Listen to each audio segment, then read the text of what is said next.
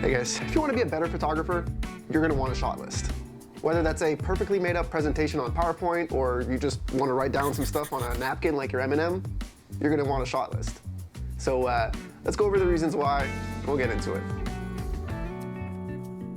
So I know what you're thinking. How do you plan creativity, right? How do you expect to know what you're going to think of in the future? But having a shot list really is more of a peace of mind than it is anything else. It's not that you're putting yourself into this pigeonhole where you have to do it this way and there's no wiggle room, but it just gives you this ability to have a predetermined idea of what you're going to go shoot and then go shoot it. You know that you're not forgetting anything, you know that you're at least hitting all the bases, and then when you're done a shoot, you know, how many times do you finish a shoot and you're like, oh, I guess I could shoot another outfit, or I guess we could shoot another look, or I guess we could add a little bit more. Well, at least now if you have a shot list, you know you shot all 10 images you're supposed to shoot, well then you know that you're done. If you want to keep shooting and you want to overshoot and give yourself more editing, then sure, maybe, if that's your prerogative. But at least this way, having a shot list, you can be like, all right, well, we went through everything we needed to go through. If there's anything else you'd like as a client, feel free to let me know. But at least I know I've hit all of the marks. You might be thinking, how am I going to think of all of the things that I would have thought of on the day of? But, you know, give yourself a little bit of breathing room. Give yourself a little bit of faith. Tell yourself that you can trust yourself today as much as you can trust yourself in 2 weeks from now when you're actually shooting. I know we want it to be like a free flow, spur of the moment creativity thing, but if you can plan out that creativity, you'll be a lot more diligent. You'll be able to hit your milestones a lot quicker, and you'll be able to just impress other people that aren't used to that. As artists, a lot of us are just kind of like winging it and we're going by the seat of our pants, and if you can treat this professionally and like a business, then you're going to be miles ahead of everyone around you. Sometimes when you're making a shot list, one of the most important things is to also have the hierarchy that's in your shot list. Oftentimes when a client hires you to do something, they want 1 or 2 images, or at least they want 1 or 2 images of a few major scenes, you know? They want just one major, hello, this is the hero, this is what we want, this is us, this is me. And for you to represent that, you want to be able to give that shot all of your attention.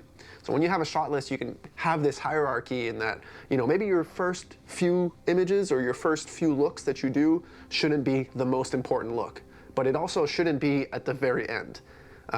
When we're at the start, we're both kind of getting used to each other, whether it's, you know, you're shooting portraits or you're at an event, or you're shooting, you know, if you have to get like a specific group shot at an event, you know, don't forget about it, but don't do it first thing. Let the people get to know each other, let the event unfold a little bit.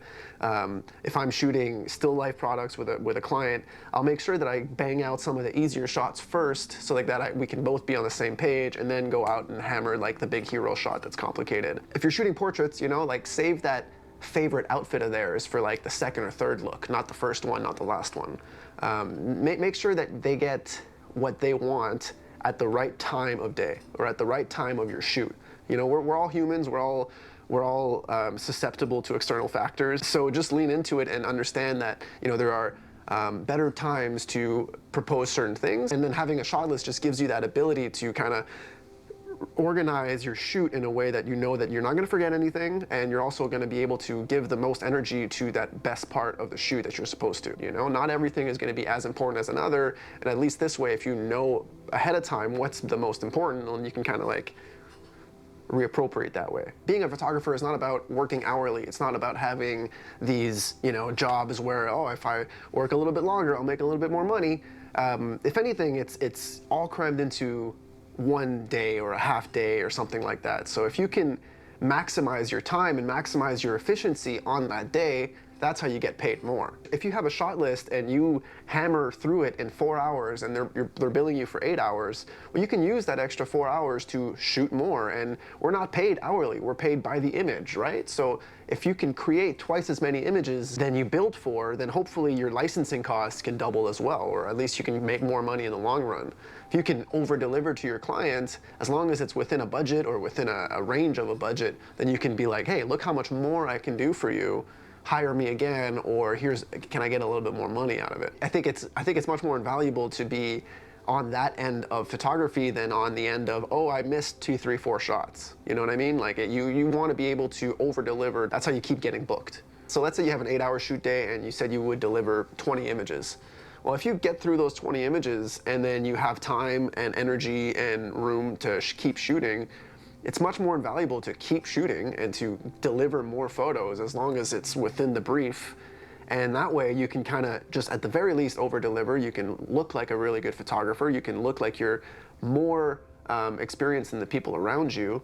And that way, you know, you'll have more chances of being booked again. You'll have more chances of having them either pay you more or at the very least book you a second time in the future. You know, we just want to try to like systemize a little bit and produce effective and efficient images for our clients. And the more you treat this like a business, the more they will respect you as a business owner. A lot of the times clients, especially on like the lower range, they're looking for, you know, a cousin with a camera. They're looking for like buddy's kid who can do it for pretty cheap and just wants to get through it. You know, like they're used to just taking pictures with their phones of their completed projects or of themselves, like selfies or, you know, whatever the client is. But most people are just doing stuff with their phones. So if you show up with a camera, they're already expecting you to be a little bit better, but that doesn't mean that they understand that this world costs 10 grand. You know, they're like, oh, well, I can do 90% of it for 50 bucks, so I'm not expecting to give you more than 150.